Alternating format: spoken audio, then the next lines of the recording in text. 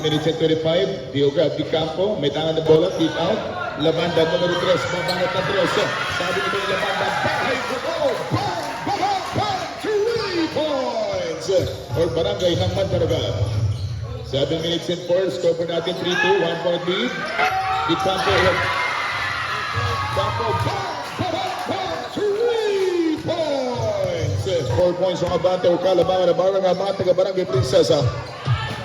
Navarro Pico for 3 points! Ang mamang kaliit, nakikita dito yung kanyang mga alas na mga moves. Okay, speaking of JJ, yan, narinig tayo outside jumper. Bang! 3 points!